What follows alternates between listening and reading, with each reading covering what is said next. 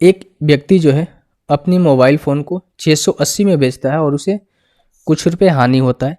यदि उसे 1070 में बेचा होता तो उसका जो प्रॉफिट होगा पूर्व की हानि का 2 गुना होता है। जो पहले उसे लॉस हुआ है, अगर उसे 1070 में वे सेल करता तो उसका जो प्रॉफिट होता पहले की लॉस का 2 टाइम्स होता है। तो मोबाइल फ़ोन का आपको सीपी ज्ञात करना है। देखो भाई, एक तो है उसे 680 में बेच रहा है और यहाँ पर 1070 में बेचता है, तो कहीं ना कहीं सीपी जो है इस बीच वाली संख्या होगी। ठीक है, अगर ये 680 में बेचता तो उसे जितना का लॉस होता है उसे 2 टाइम का प्रॉफिट होता है। 2 टाइम का प्रॉफिट हो रहा है किस पे? अगर एक 1070 में बेच रहा है। तो अगर इन केस अब मैं आपसे ये बोलूँ कि भाई यहाँ पर 1 का लॉस हो रहा है तो यहाँ पर क्या होगा? 2 का प्रॉफिट होगा, क्योंकि 2 गुना इसका, 1 का 2 गुना 2 ही होता है। अब गैप कितना का रहा है? 3 का, और 3 की वैल्यू क्वेश्चन के अकॉर्डिंग हमें दे रखी है कितनी भाई?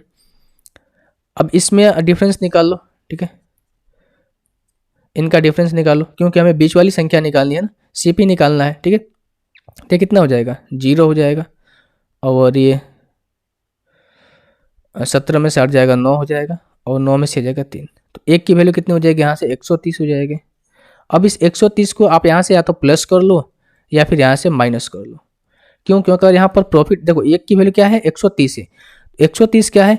ये 130 है भाई, ये इस केस में लॉस गिना जाएगा और इस केस में क्या होगा? प्रॉफिट गिना जाएगा। क्यों? क्योंकि यहाँ अगर प्रॉफिट हो रहा है तो भाई 130 माइनस करेंगे तो सीपी निकलेगा, और यहाँ पर लॉस हो रहा है 130 प्लस ऐड करेंगे तो यहाँ पर जो है सीपी निकलेगा। तो हम कह सकते हैं कि भाई जो सीपी हो जाएगा 680 प्लस 130, जो कि हो जाएगा आपका 810। Option number D.